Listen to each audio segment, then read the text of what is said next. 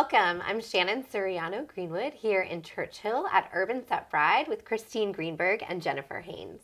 Ladies, thank you so much for having me here today. And this is just one piece of your wedding business. So can you tell me, because I don't exactly know the progression of how did this business start, and then what are the pieces that kind of have been added on since then? Sure. Well, I became a wedding planner in 2011, and I did that much like most people that are trying to slowly work their way into owning their own business. I did it as a part-time gig along with my full-time gig, and then in 2013, I noticed that there just wasn't a bridal shop in Richmond to meet the needs of like a typical Richmond girl. Richmond is a really fun place. There's really cool, artsy boss ladies that deserve a unique bridal gown shopping experience. There was a huge void between like a chain shop and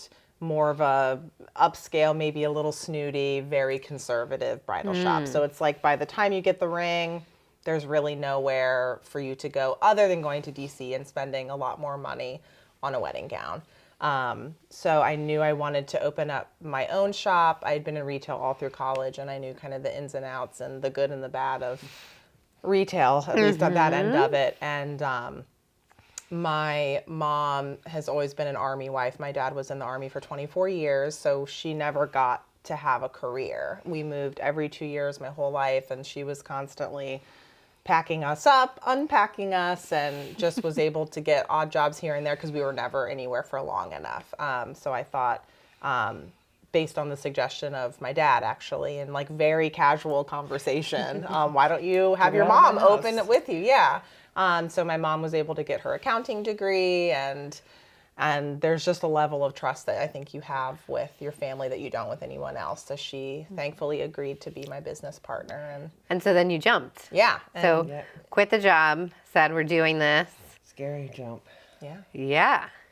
Which is really interesting. I cannot imagine working with my mother. Not that I don't love you, Mom, very much. But, that brings about its own kind of challenges, your work life and your family life being so integrated. Was there anything in that very beginning where you were like, I don't know if this is the right thing? Or were you totally in? Totally in, yes, but my husband and I were still living in Maryland. Oh, you weren't even here. Right, he was still working for the government. So I was staying here a few days a week, back home a few days a week, and having no place to live, I stayed with Christine and her then fiance. So we're here all day together, and then I go home and we're together, and it was wedding nonstop. And I think her fiance, now husband, was just like, I'm going to murder both of you. We would go home and say, watch Say Yes to the Dress, and just. It was all wedding all the time, and you were planning your own wedding. Yes, planning my own wedding, and then I still have the wedding planning company with 4 coordinators that work for me too, and then I take about 15 clients a year. So.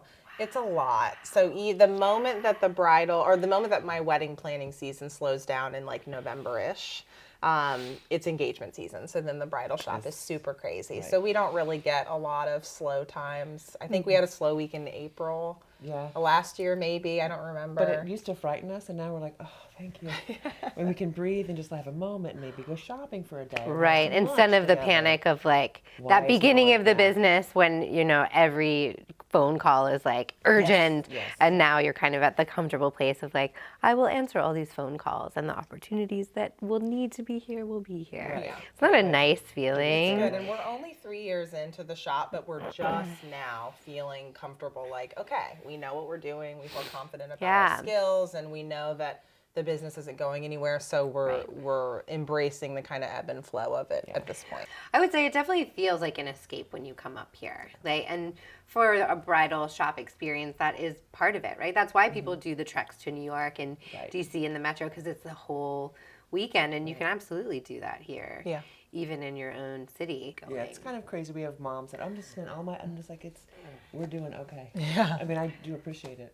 Yeah. We're I understand that you want to give us all this business, but we are so busy right now. Yeah. Right? Tell them to call early. Yeah. Or no, email us early. Don't call.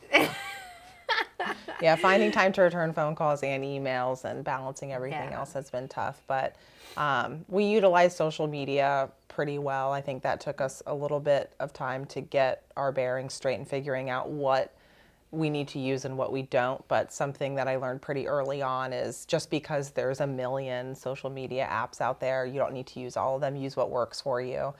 So Instagram has worked really well. Facebook has worked well. Optimizing our website for SEO has worked well. So just like little things here and there, and not wasting a lot of money on advertising. We don't really need it. I don't think a lot of, at least wedding industry people, need it because they will come. The moment one girl gets married, 4 others get proposed to. So. Right. And I would say I have found that the wedding community in Richmond is also pretty connected. Yes. Like people support each other and refer through to each other. As long as, again, that experience is like the top notch, then I have no problem sending people, you know, from one to the other, whether it's a caterer or a wedding coordinator or Yeah. florist. I mean, that's the benefit of working in Richmond. Richmond is a city, and we get all the perks of a city: good food, very progressive, artsy, all that good stuff. But it's still also a small town. And the wedding industry is probably 95% women. And I think we, more so than men, really like the local, like, oh, you'll love her, I can guarantee that experience, please go and see so-and-so. And even within the bridal shops, we're relatively close with most of the other bridal shop owners. And if we don't have something that someone's looking for, the business is there. I'm happy to send and support some of our other bridal shop owning friends. So there's plenty of room for everyone. So it's nice. It's never been really catty or any of that. It's all like definitely a rising tide. Yes. Well, and you, Christine, are kind of a networker in general. Anyways, like the way that we met was through Boss Babes RVA, which is a Facebook group that you started that's not wedding specific. So can you talk a little bit about that? Because it's one of my favorite things. Yeah, I noticed that there was a void of women that don't necessarily just go to work Monday to Friday, 8 to 5, and then get to celebrate Fridays with a margarita and then be done for 2 days. I'm very envious of any time people post, yay, it's Friday. And I'm like, oh, it's Friday. That means tomorrow's Saturday and I'm going to be off setting up mason jars somewhere or clipping girls into dresses. Yes, absolutely. If I wasn't doing it, I'd be so sad. So I just wanted a resource, especially once Mom and I were first starting, about a group of people that can support each other, whether they're doing their favorite thing or trying to turn their hobby into a career or still doing it on the side or whatever their situation might be that's not a traditional 9-to-5 employment. Like, how do you pay yourself and how do you do your taxes and who should I go for my taxes? Or I think I need to write a contract. What do I do? How much is a lawyer? What kind of lawyer should I hire? Just little questions like that, but also just like, when do you sleep? And how do you stop working for a minute when this is your passion and your livelihood? And how do you prioritize yourself and your relationships with your partner or your children or whatever?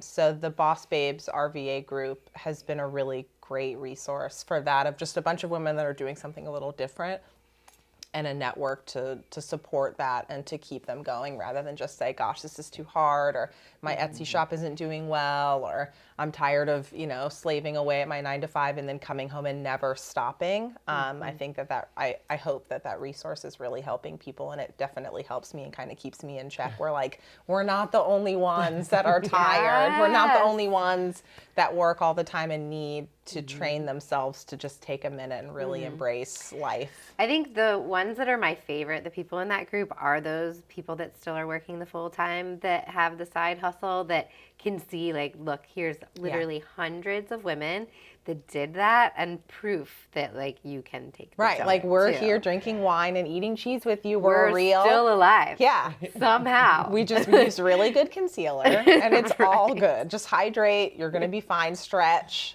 Moisturize your neck, and you'll be fine. But yeah, I mean, you can read and you can take business classes, but it's nice to meet a real person in your community. Correct. It's easy to read about some girl in Brooklyn who's, someone funded her dream, but it's nice to see real women that are like, no, girl, we didn't get a loan either. We just took out a lot of credit cards and we're working through it. So Exactly. it's, to have that real perspective, for sure. And you're very good at that. You don't, pretend with anyone. Right, and that this is gonna be, I like to super share glossy. information, and I just really try and be transparent with like how we did it, because we didn't have that opportunity to talk to anyone that had done this specific thing.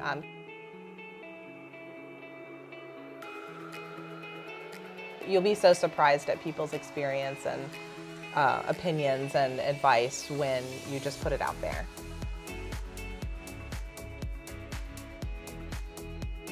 Don't be afraid to look stupid. Don't be afraid to fail, and just readjust.